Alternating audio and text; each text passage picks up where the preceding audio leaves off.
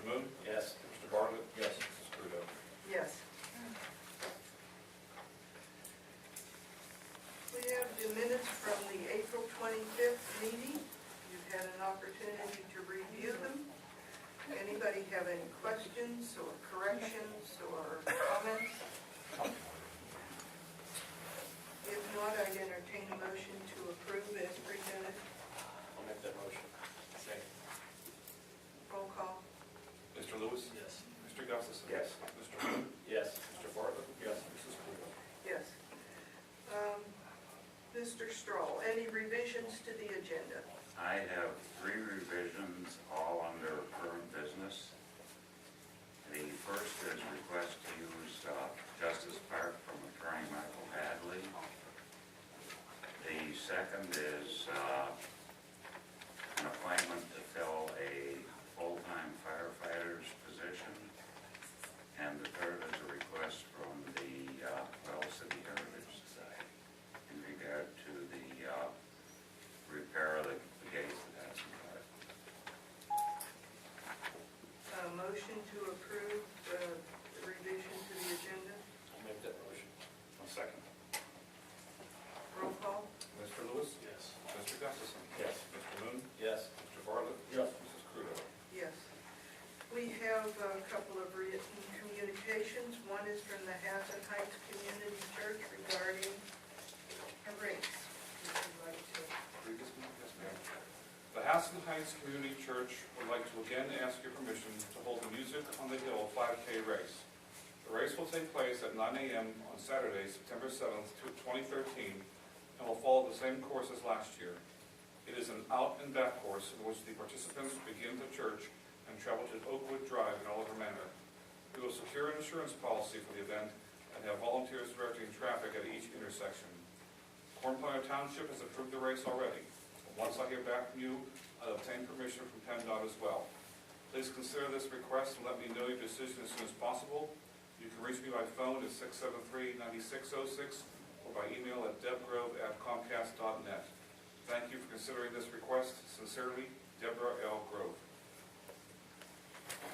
Certainly looking for permission well in advance. Yes. Well, the feedback last year was none, which indicated there were no problems or anything, because nobody came back and said, this is a problem. So I guess it's up to us whether we want to permit it. And I don't have any problem with it. I'd make a motion to approve that. I'll second. Roll call. Mr. Lewis? Yes. Mr. Gustafson? Yes. Mr. Moon? Yes. Mr. Bartlett? Yes. Mrs. Crudo? Yes. Okay, we have a communication from the YWCA Samuel Justice Summer Playground Program with a request concerning the pool. Would you like to read that? Yes, ma'am. Dear Mr. Stroll and Pool Committee, the YWCA Samuel Justice Summer Playground will begin its 34th season providing recreational activities to the youth of Oil City. This is a 6-week-long program available to children ages 5 to 12. Each week is filled with a variety of sporting events, arts and crafts, and contests free of cost.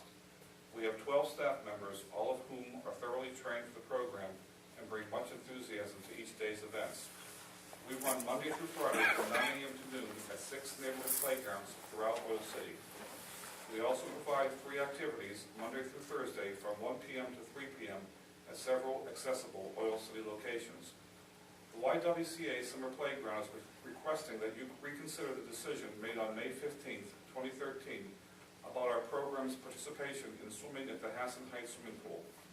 I am aware you have generously allowed the YWCA Summer Playground program to participate in your facility free of cost in years past. I understand being a new establishment, a fee is necessary to the operation of your pool.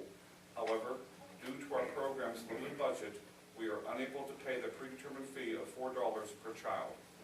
With careful consideration of our finances, we would be able to pay approximately $200 to $250 for 5 Wednesday afternoons from 1 p.m. to 3 p.m. Our program will begin Monday, June 17th, and continue through Friday, July 19th. The exact dates we will be at the Hassan Heights Swimming Pool are June 12th, June 19th, June 26th, July 3rd, and July 10th We are expecting approximately 40 children to attend the Wednesday afternoon activity, and 6 staff members will be on site to watch and entertain the children. Your continued generosity makes an impact on our area's youth by providing them with safe, enjoyable recreation and lasting memories. Please contact me at your convenience. Thank you for your time and consideration of our program's request. Sincerely, Evan Basham, Program Director. I have a couple of questions right off the bat. It's saying reconsider the decision made on May 15th, 2013. I have to assume that's a bad date. I think they went 2012. And what was did we make a I decision? don't recall a decision. I don't make a decision not to give them Or would it permission have to been use it. with the pool committee? The pool task force wouldn't have made that decision. They may have sent a recommendation Yeah. on that decision, but they wouldn't have been able to make it. But I don't ever remember a request like this before. No, there might be some confusion. All right. Obviously, there is. Then we scratch that because we have never considered this before, I'm sure. And I am aware that you have it's a new program or new establishment. I'm not sure what that's all about. I think they're referring to the newly redone pool, which is now Yeah, 5 years, 6 yeah. years. You know, I'm not necessarily opposed to it, but I would like if we could have the opportunity to, at least let me send an email out to all the pool task force members and get some feedback to see what their recommendation might be. We have really pushed this year getting some of the nonprofits that used to buy pool passes and distribute to do that again. I'm not sure if we've had any success with it, but I'd at least like to have them in the loop. Okay, we don't want to put these people on hold for too No, long, no, so we we can do do it on need the to next have it meeting. on. Yeah. If everybody's agreeable to giving John an opportunity to talk to the task force, we do want it on the next 2 weeks' agenda so that we have a decision, so these people can have it in their plans. And again, we don't have to take the full task force recommendation, but they have worked very hard. I would like to at least allow them the chance to have some feedback. Maybe clarify this $4 per child. I don't quite understand that, the number I got from. Well, that is the, if you buy day passes, and you buy them in groups of 5, you get a 6th one free, so it's, actually it would be cheaper than that for them, but that's where the day pass cost per person is $4.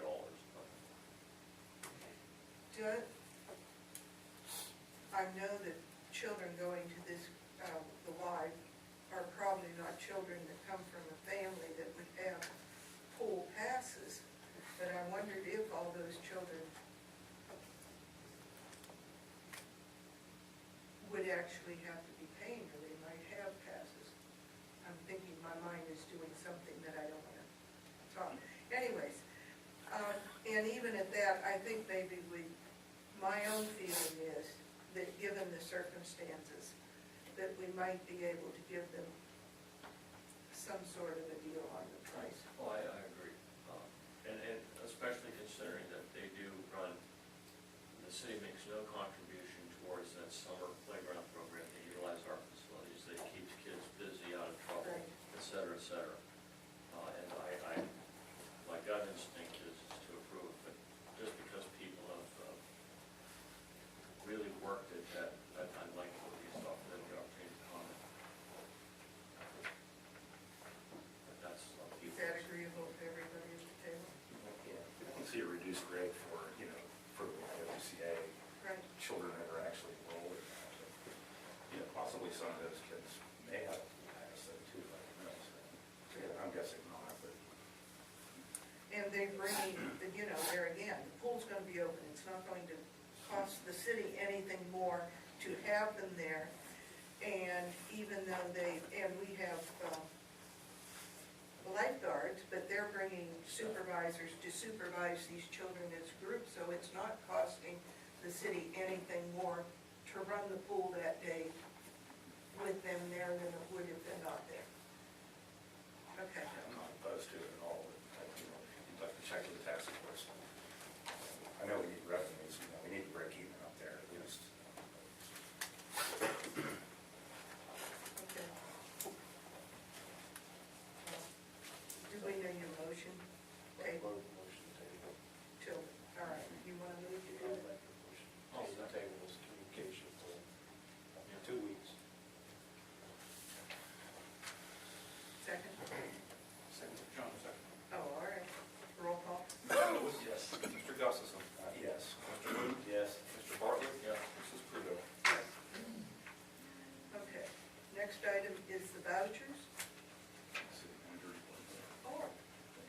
Skip, I keep wanting to skip, you don't have anything in there, so I just want to skip right by it. Go right ahead. I have two items to discuss, both dealing with the parking structure. And as I indicated in a memo, there are some items that are part of the parking structure, but they're attached. And, it's not, without a great deal of effort, they could be removed. And my feeling is if we just, since the parking structure's been closed for 2 years, it's not gonna probably be reopened, rather than leaving them there, it might make sense to declare them surplus property and see what we might be able to get in terms of selling them off. As I indicated, there's 2 lights and 2 poles on the top floor. There's security lights throughout the structure. There's fluorescent lights and fixtures. There's quite a few cement parking blocks. There's 2 ticket booths, and there's an elevator there with mechanical equipment in it. Now, the elevator is a somewhat different situation in the sense that that was purchased with community development block grant. And ordinarily, when you do that, you have to keep the equipment for 5 years. If you sell it, you either have to give the money back to the state, or you can make a request to amend your community development block grant plan and use any monies from the sale towards some other use. So I think that's what we probably do in that regard.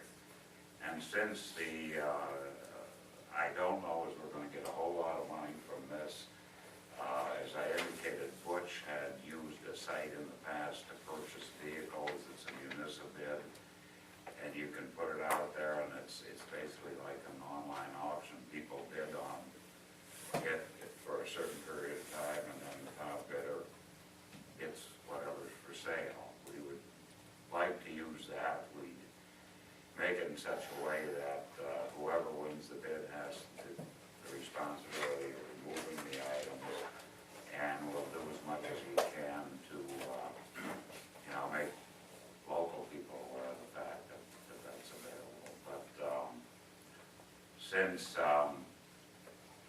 probably as a whole, the value may be over $500, I'm requesting approval to put those items out for bid and then to use the municipal bid site.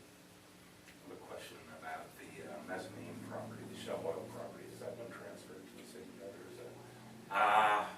All the documents have been signed and they were sent down to Shell, so I don't know if that's been completely finalized yet to our end. I was wondering if there was any worthy salvage in there, some of the modern office space, but I think Butch already cleaned them out.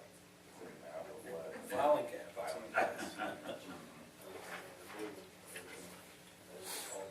City will have to want filing cabinets to death. Hmm. And they were better than some of the ones we had. Imagine that. That's a good question. I don't think anybody knows. What's that?